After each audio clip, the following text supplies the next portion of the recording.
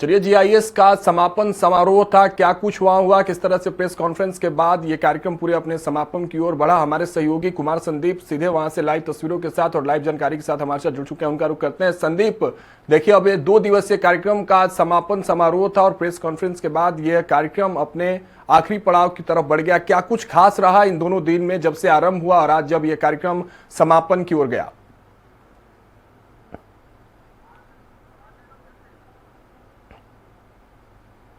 चलिए, हमारे सहयोगी कुमार संदीप हमारे साथ बने हुए हैं। संदीप, कैसी तस्वीरें रही आज समापन समारोह की? जी बिल्कुल, देखिए राघवेंद्र, 2 दिन से प्रधानमंत्री नरेंद्र मोदी ने इसका आगाज किया था और इसके समापन सत्र में माफ कीजिए, गृह मंत्री अमित शाह इसमें शामिल हुए।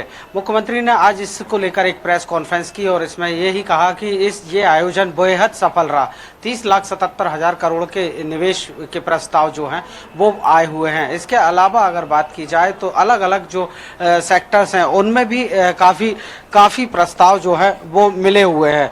आपको बता दें कि कुल मिलाकर जो 30,77,000 करोड़ का प्रस्ताव आए हैं उसमें 3,22,00,000 करोड़ का निवेश जो है माइनिंग में आया है। एमएसएमई में 21,000 करोड़ का निवेश प्रस्ताव आए हैं।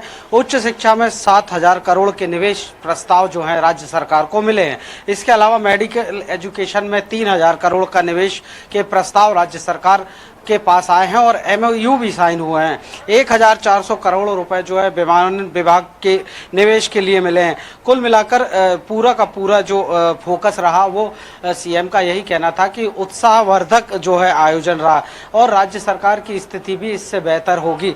और इसके अलावा तकरीबन 30 लाख रोजगार के नए अवसर मध्य प्रदेश में पैदा होंगे। और जिस उद्देश्य को लेकर ये ग्लोबल इन्वेस्टर समिट जो है वो आयोजित की गई थी वो कहीं ना कहीं अपने उद्देश्यों और लक्ष्यों को पूरा करती हुई दिखाई दे रही है।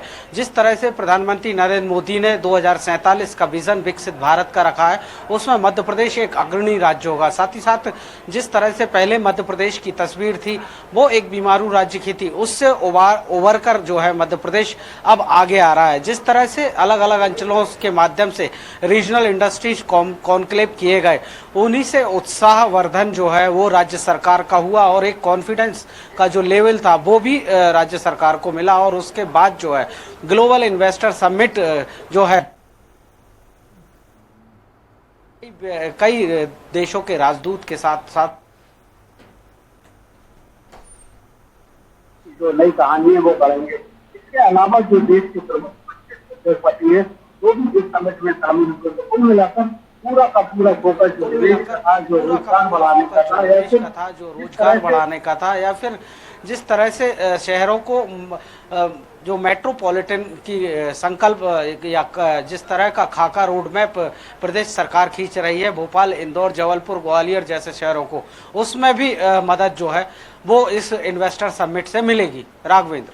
बिल्कुल संदीप, देखिए, गृह मंत्री आज पहुंचे थे समापन समारोह में मध्य प्रदेश को लेकर और इन्वेस्टर समिट को लेकर, ग्लोबल इन्वेस्टर समिट को लेकर अगर उनके संबोधन की बात करें तो कुछ खास बिंदु, कुछ महत्वपूर्ण बातें पूरे संबोधन में मध्य प्रदेश और इन्वेस्टर समिट को लेकर।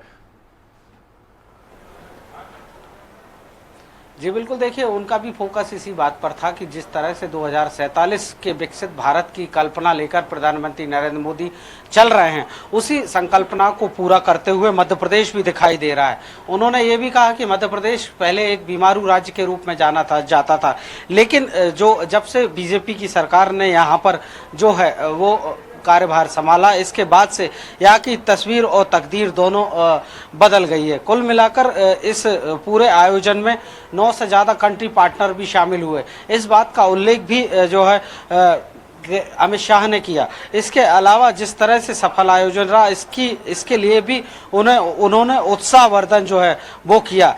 आपको बता दें कि राज्य सरकार 2025 का जो ये साल चल रहा है इसको उद्योग वर्ष के रूप में मना रही है, इसका उल्लेख भी उन्होंने किया। साथ ही साथ मध्य प्रदेश में IIM और IIT जैसे प्रमुख जो संस्थान हैं उसकी बात भी उन्होंने कही। और तकरीबन उन्होंने ये भी दोहराया कि 5 लाख किलोमीटर सड़कें भाजपा के शासन में बनी हैं।